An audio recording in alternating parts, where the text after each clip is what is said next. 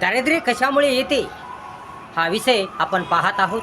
या विषयाचे सविस्तर विश्लेषण करत आहोत, मुद्द्यानुसार विश्लेषण करत आहोत. तर आता पुढील मुद्दा पाहूया आणि त्याचं सुद्धा विश्लेषण करूया. तर पुढील मुद्दा आहे बचत न करणे, बचतीचा अभाव. दारिद्र्य येण्याचं मुख्य कारण म्हणजे बचत न करणे होय. सर्व मिळकत, या सर्व कमाईचा पैसा खाण्यापिण्यात घालणे, एक्स्ट्रा खर्च करणे, अनावश्यक खर्च करणे,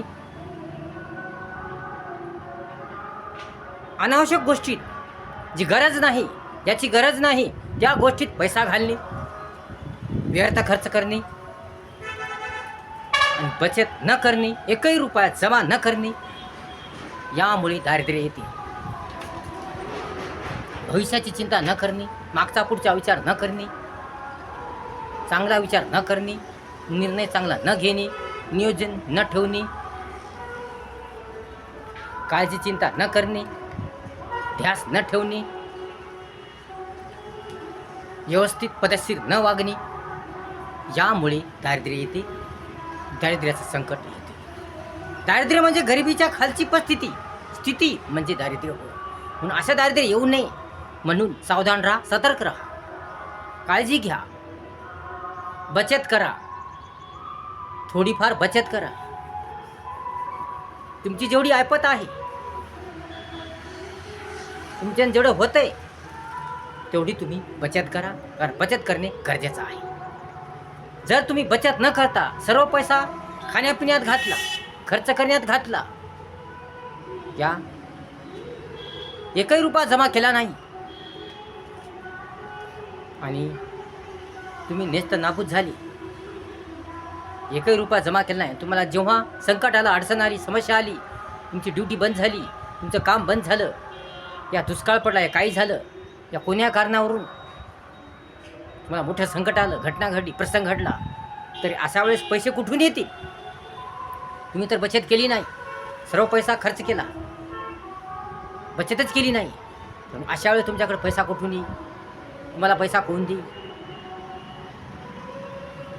त्यावेळेस तुम्ही लाचार होता, मजबूर होता आणि या कारणामुळेच तुमच्या घरी काहीच राहत नाही, खायला काही राहत नाही, कोणत्याच गोष्टी नसतात आणि यामुळे गरिबीच्याही खालची परिस्थिती येते, म्हणजे तुम्हाला दारिद्र्य येते. या गोष्टीमुळे दारिद्र्य येते. म्हणून बचत न केल्यामुळे, बचतीच्या अभावामुळे दारिद्र्य येते. म्हणून बचत करा, बचतीचं महत्त्व ओळखा, बचतीची जाणीव ठेवा, बचत करा, बचत करा, बचत करा आणि आपलं जीवन सुंदर करा, सुंदर करा, सुंदर करा.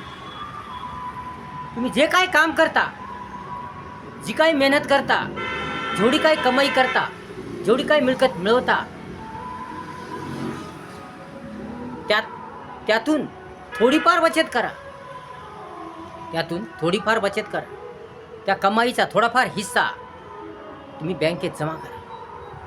त्यामुळे तुमचं जीवन सुंदर होईल, रंगमय होईल, भव्यदिव्य होईल, छान होईल, मजेदार होईल, सुंदर होईल आणि तुम्हाला दारिद्र्य येणार नाही, दारिद्र्याची वेळ येणार नाही. परंतु तुम्ही करत नाही. अनावश्यक बाब, याची गरजही नाही, ज्याची आवश्यकताही नाही, अशा गोष्टीवर तुम्ही खर्च करता. लेकराचा हट्ट पुरविता, काही गरज नसतानाही लेकराचा भलता लाड पुरविता, ज्याची गरज नाही त्या गोष्टीवर पैसा खर्च करता, व्यर्थ गोष्टीवर, व्यस्त कामावर पैसा खर्च करता आणि त्यामुळे तुमच्याकडे पैसे शिल्लक राहत नाही, तुम्हाला बचत करता येत नाही आणि बचत न केल्यामुळे तुम्हाला दारिद्र्य येते. म्हणून बचत करा. दारिद्र्य येऊ नये म्हणून, गरिबी येऊ नये म्हणून,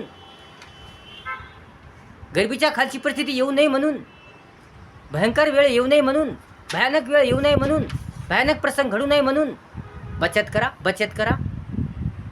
अनावश्यक खर्च टाळा, ज्याची गरज नाही असा खर्च टाळा. जेवढी गरज आहे, जेवढी आवश्यकता आहे तेवढाच खर्च करा. ज्याची गरज नाही तो खर्च टाळा. लेकराचा हट्ट पुरवू नका, लेकराचा लाड पुरवू नका, लेकराची गरज पूर्ण करा, लेकराची आवश्यकता पूर्ण करा, परंतु हट्ट लाड पुरवू नका. लेकराला काय आवश्यक आहे, काय गरजेचं आहे शिक्षणासाठी काय गरजेचं आहे, काय आवश्यक आहे, तुम्हाला काय आवश्यक आहे, तुम्हाला काय गरज आहे, घरात कोणत्या वस्तू लागतात, खाय प्यायला कोणत्या वस्तू लागतात, कोणत्या वस्तू गरजेच्या आहेत, कोणत्या वस्तू प्रमुख आहेत, कोणत्या वस्तू आवश्यक आहेत, अशा वस्तू खरेदी करा आणि यावर तुम्ही खर्च करा. त्यामुळे तुमची बचत होईल, तुमचे पैसे जमा होतील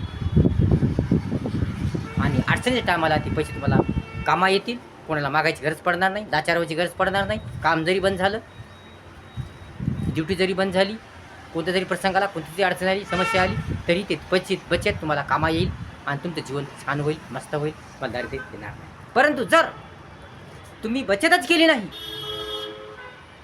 लेकराचा हट्ट पुरविला, लाड पुरविला, अनावश्यक खर्च केला, ज्याची गरज नाही तो खर्च केला, चांगला विचार केला नाही, काळजीपूर्वक वागली नाही, सावधानता ठेवली नाही, सतर्कता ठेवला नाही,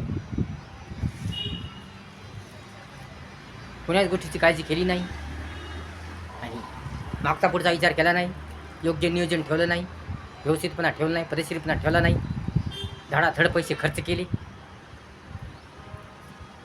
त्यामुळे मात्र जर तुमचं काम बंद झालं, या तुम्हाला एखादी कठीण परिस्थिती आली, बिकट परिस्थिती आली, या खूप अशी कठीण परिस्थिती आली, तर तुम्ही अशा वेळेस काय करता?